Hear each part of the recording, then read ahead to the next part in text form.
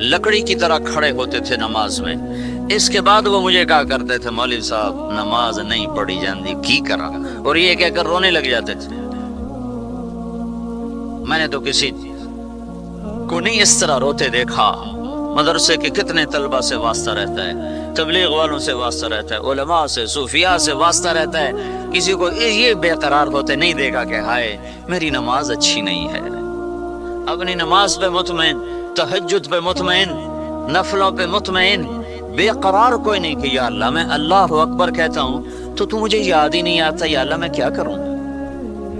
اور ابن القیم رحمۃ اللہ علیہ نے ایک ہے نمازی 5 طرح کے ہوتے ہیں. ایک نمازی وہ ہے جو کبھی پڑھتا ہے 5, کبھی پڑھتا ہے 3, کبھی پڑھتا ہے 2, کبھی پڑھتا ہے 1. اس طرح وہ آگے پیچھے کرتا رہتا ہے.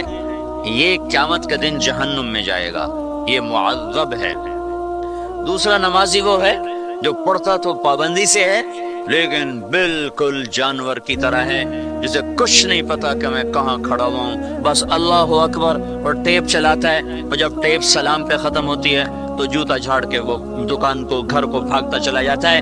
یہ نمازی معاقب ہے. معاقب سے مراد یہ ہے کہ یہ اس کو نماز کے چھوڑنے کی وجہ سے جہنم میں نہیں جانا پڑے گا. کسی اور جرم میں جہنم میں چلا گیا وہ الگ چیز ہے, لیکن نماز کی وجہ سے جہنم میں بھی نہیں جائے گا, اور نماز کی وجہ سے کوئی جنت کا درجہ بھی نہیں پا سکے گا. الٹا اس کی ڈانٹ ڈپٹ ہوگی کہ بے وقوف تمہیں بادشاہ کے سامنے کھڑے ہونے کا سلیقہ بھی نہ آئے.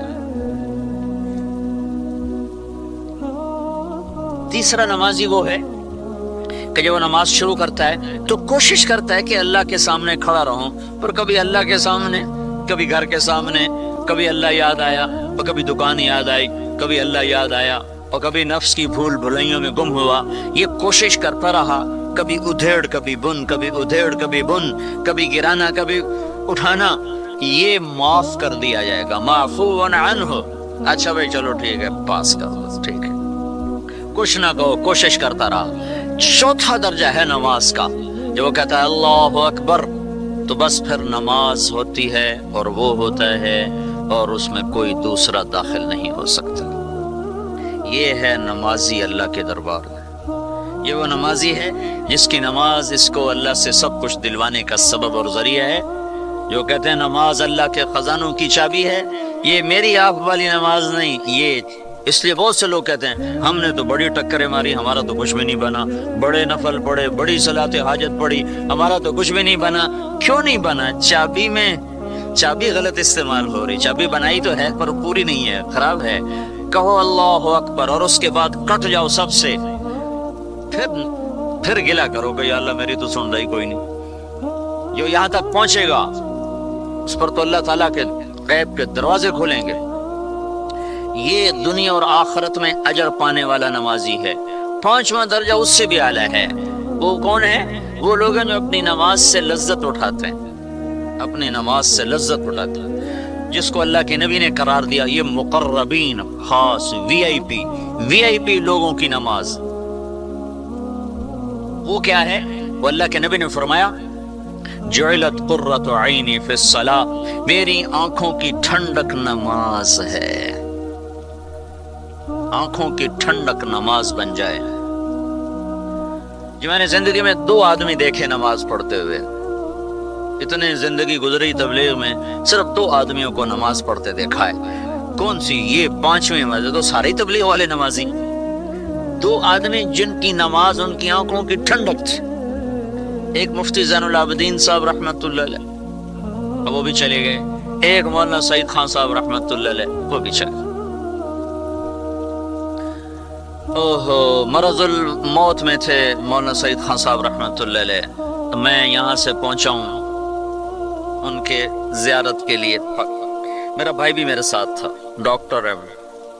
تو وہ ایسے پڑے تھے اور ان کا سانس اکھڑ رہا تھا جیسے مرنے والے کا سانس اکھڑتا ہے. تو میرے بھائی نے دیکھتے ہی کہا بس 1 ہفتے سے زیادہ نہیں. وہ ایسا ہی ہوا. 8ویں دن ان کا انتقال ہو گیا. اذان ہو گئی عصر کی, تو ان کے نواسے نے کان میں آ کر کہا زور سے الصلاۃ. یہ سننا تھا ایسے اٹھ کے بیٹھے جیسے کوئی جوان بیٹھتا ہے. تو میرا بھائی تو ڈاکٹر ہے نا, تو کہا ہے یہ کیا ہوا؟ وہ اس کو میڈیکلی نہیں سمجھ سکا یہ کیا ہو گیا, یہ مردہ کیسے اٹھ کے بیٹھ گیا, اٹھنے کے قابل ہی نہیں ہے. ایسے اٹھے, کرسی پر بیٹھے, پاؤں سے معذور, حمام میں گئے, وضو فرمایا, واپس آئے ہیں. مسجد میں ہم ساتھ ساتھ چلے ہیں. پہلی صف میں انہوں نے ایسے نماز پڑھی ہے جیسے کوئی بالکل صحت مند جوان آدمی نماز پڑھتا ہے. پھر ان کو لے کر ہم واپس آئے ہیں اور اگر چارپائی پر بیٹھ کر لٹاتے وہ پھر ویسے ہی غشی میں چلے گئے جیسے مرض الموت تھی. نماز آنکھوں کی ٹھنڈک بن جائے. تھوڑی سی سستی ہو نا, تھوڑی سی سستی ہو تو سنتیں بھی چھوڑ رہے ہیں, نفل بھی چھوڑ رہے ہیں. تو وہ میرا بھائی کہنے لگا میڈیکلی یہ ناممکن ہے, جو اس آدمی نے کیا ہے یہ طب کی دنیا میں ناممکن ہے. جو کچھ ہوا ہے اس کے کوئی اندر کی اور طاقت ہے جس سے یہ ہوا ہے. جعلت قرۃ عینی فی الصلاۃ, میری آنکھوں کی ٹھنڈک نماز. یہ تو میں جو نہیں پڑھتے ان کے لیے تو یہ رونا ہے کہ وہ پڑھتے ہی نہیں. میں جو پڑھتا ہوں, آپ جو پڑھتے ہیں, اس پہ رونا رو رہا ہوں کہ ایسی کمزور ہے کہ ایک سجدہ بھی زندگی میں ایسا یاد نہیں جو صرف اللہ کی دھیان, توجہ, محبت میں ڈوب کے کیا ہو. ایک سجدہ تو بنیاد ہی ٹوٹی ہوئی ہے. یہ بہت بڑی بنیاد تھی, چونکہ زکوٰۃ تو سال میں ایک دفعہ ہے, کسی پر فرض ہے کسی پر نہیں. حج زندگی میں ایک دفعہ فرض ہے, کسی پر ہے کسی پر نہیں. پر نماز تو ہر مسلمان پہ فرض ہے, ہر مرد عورت پہ فرض ہے. کسی لمحے نماز معاف نہیں سوائے بے ہوش ہو جائے, اس کی آنکھیں جھپک رہی ہوں تو بھی حکم ہے پڑھو نماز. کیسے؟ آنکھوں کے اشارے سے پڑھو. تستر کے قلعے پر 1 سال تک لڑائی ہوتی رہی. 1 سال مسلسل.